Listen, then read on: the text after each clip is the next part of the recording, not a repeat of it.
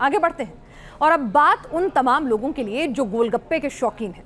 अगर आप भी चटकारे लेकर गोलगप्पे खाते हैं तो अगली खबर जरा गौर से देखिएगा और समझिएगा, क्योंकि आपके पसंदीदा गोलगप्पों पर बैन लगने जा रहा है। सुनकर आप भी चौंक गए होंगे, लेकिन यही कदम उठाया है नेपाल की सरकार ने, जहां अचानक सरकारी फरमान आया और गोलगप्पे बैन कर दिए गए। आखिर तीखे पानी से भरे गोलगप्पे भला एक सरकार क्यों बैन कराएगी? नेपाल में ऐसा क्या कर दिया इन बेचारे गोलगप्पों ने कि इन्हें बैन ही कर दिया गया? आप खुद देखिए। क्या गारंटी है कि आपको गोलगप्पे खाने से लड़का ही होगा? 25 रुपए के गोलगप्पे के साथ साथ सर्टिफिकेट भी दे दे तुझे। फिल्म में भी गोलगप्पे और फिल्म के प्रमोशन में भी गोलगप्पे। जब सुपरस्टार अक्षय कुमार खुद मीडिया को गोलगप्पे खिला रहे हो तो समझ लेना चाहिए अपने इंडिया में गोलगप्पों की दीवानगी कितनी है।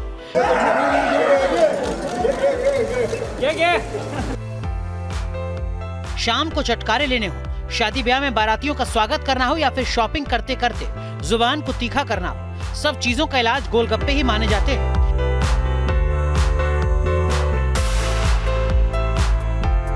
लेकिन इंडिया से कुछ ही दूर पड़ोसी नेपाल में इन्हीं गोलगप्पों को कर दिया गया है बैन। पानी पूरी या फिर गोलगप्पे जो हम खाते हैं भाई वो बैन हो चुका है। रुको, इंडिया में नहीं, नेपाल में। अब आप सोच रहे होंगे आखिर बेचारे गोलगप्पों की क्या गलती थी जो उन्हें बैन कर दिया गया। अब नेपाल में चाट के शौकीनों का क्या होगा, इन सवालों का जवाब भी आपको बताएंगे, लेकिन पहले गोलगप्पे बैन होने से जुड़ी जानकारी जान लीजिए। पूरी काठमांडू वैली में गोलगप्पे बेचने पर बैन लगा दिया गया है। खासकर भीड़भाड़ वाले इलाकों और बाजारों में अब गोलगप्पे नहीं मिलेंगे और जो भी गोलगप्पे बेचेगा उस पर जुर्माना लगा दिया जाएगा। यानी काठमांडू शहर समेत पूरी घाटी अब गोलगप्पा विहीन हो जाएगी। लेकिन नेपाल सरकार ने ऐसा क्यों किया, इसका जवाब है हैजा। दरअसल नेपाल में तेजी से हैजा फैल रहा है और काठमांडू प्रशासन ने पाया कि हैजा फैलाने वाला बैक्टीरिया गोलगप्पे के पानी में मौजूद था। इसी वजह से गोलगप्पों को बैन कर दिया गया। हाइजीन को लेकर कितना कंसर्स रहते हैं कंसर्स, वो देख करके ही खाते हैं कि कैसा कहाँ का मीन्स क्वालिटी है, उसके बाद ही खाते हैं। लेकिन क्या वाकई ऐसा हो सकता है? क्या गोलगप्पों का पानी इंसान को बीमार कर सकता है, हैजे जैसी बीमारी की चपेट में ला सकता है? इस सवाल का जवाब जानने के लिए हम डॉक्टर्स के पास पहुंचे। बरसात के सीजन में और उसके बाद जब फ्लड आता है तो उसके बाद पानी पॉल्यूटेड हो जाते हैं, पानी इन्फेक्टेड हो जाने की संभावनाएं बढ़ती हैं।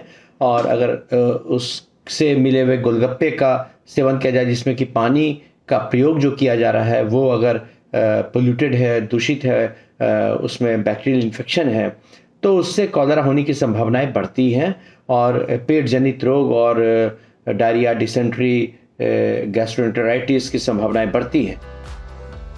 अगर मानसून में हैजा फैलता है तो गोलगप्पे के पानी में हैजा के बैक्टीरिया होते हैं, तो क्या नेपाल की तरह इंडिया में भी गोलगप्पे बैन करने पड़ेंगे? क्योंकि मानसून तो हमारे देश में अपने कदम रख चुका है।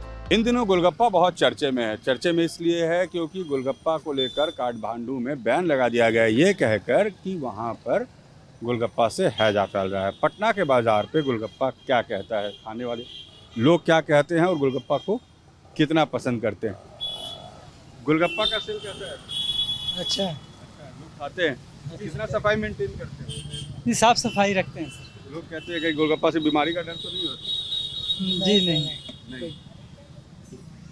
देखिए, गोलगप्पे का ये दुकान है और गोलगप्पे वाले ये कहते हैं कि नहीं, हमारी कोशिश ये होती है कि गोलगप्पे को लेकर बीमारी की जो अफवाह फैली है, क्या उससे बिक्री में फर्क पड़ा है तुम लोग को? नहीं सर, वो पहले जो चला था उसमें हाँ, हैजा होने को और इसका। अच्छा, हाँ, इससे कोई फर्क पड़ा तुम लोग को? जी फर्क पड़ा जी। देखिए, पटना के गोलगप्पे की दुकान पर भीड़ कम, क्योंकि जिस तरीके से खबरें आई उसके बाद पटना में यानी बिहार के बाज़ार में भी कई तरह की बातें, चूँकि बिहार की सीमा से सटा हुआ है नेपाल और खबरें तुरंत छन कर बिहार तक आ जाती है, उसकी माउथ पब्लिसिटी भी हो जाती है। और इसलिए पटना के बाज़ार में किस तरीके से गोलगप्पा का दुकान चल रहा है और वहाँ की रौनक क्या और गोलगप्पा के दुकान वाले क्या कह रहे हैं, वो आपको हम दिखाने की कोशिश कर रहे हैं। गोलगप्पे बेचने वाले तो अपने पानी को शुद्ध बता रहे हैं। पानी पूरी के शौकीन खबर सुनने के बाद परेशान हैं।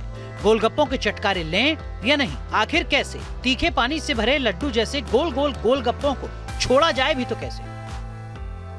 देखिए, भले ही गोलगप्पे के दुकान पर रौनक कम हो, लेकिन जो हमारे पानी पूरी वाले गणपत भाई हैं ये बता रहे हैं कि भाई देखिए, अब चाइना में और नेपाल में भले जो कुछ हो जाए, लेकिन हम लोग तो इस बात का ख्याल रखते हैं कि हमारे गोलगप्पा खाने वाले लोग जो हैं वो बिना बीमार ना पड़े, उनको किसी तरह की बीमारी ना हो, वो हैजे का शिकार नहीं हो। तो नेपाल काठमांडू में इस वक्त जो हैजे की बीमारी हुई है और उसके बाद जिस तरीके से नेपाल में गोलगप्पा बैन किया गया है, उसके बाद से पटना के बाज़ार पर उसका असर दिखने लगा है। लोगों ने खबरों में पढ़ा और नतीजा ये हुआ कि गोलगप्पे की दुकान की रौनक, क्योंकि ये वो इलाके हैं जहाँ पर शाम के वक्त सबसे ज़्यादा भीड़ होती है, मगर रौनक कम दिख रही है। गोलगप्पे वाले कह रहे हैं कि असर तो पड़ जाता है हमारी बिक्री पर, खाने वाले लोग कम दिख रहे हैं, जो खा रहे हैं वो बोल रहे हैं हम हाइजीन देखकर तो ज़रूर खाते हैं, मगर फिर भी इस वक्त नेपाल की खबर का असर बिहार पर।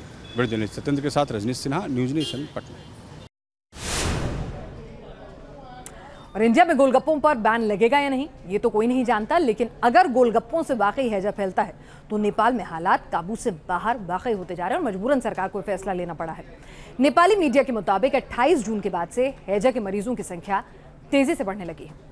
नेपाल में हर रोज औसतन हैजे के 100 मरीज सामने आ रहे हैं। अकेले काठमांडू जिले में ये संख्या 12 मरीज प्रतिदिन तक पहुंच गई है। नेपाल में मई से सितंबर के बीच हर साल तकरीबन 30,000 लोग हैजे की चपेट में आ जाते हैं और औसतन हर साल 1,000 लोगों की हैजे से मौत हो जाती है। और इसीलिए सरकार ने वक्त रहते ये फैसला उठाया है, क्योंकि इतनी बड़ी तादाद में मरीज आना और मौत हो जाना वाकई किसी भी सरकार के लिए चिंताजनक है और उसे कड़े कदम उठाने के लिए मजबूर करेगा, फिर चाहे वो आपके फेवरेट गोलगप्पों पर बैन ही क्यों ना हो।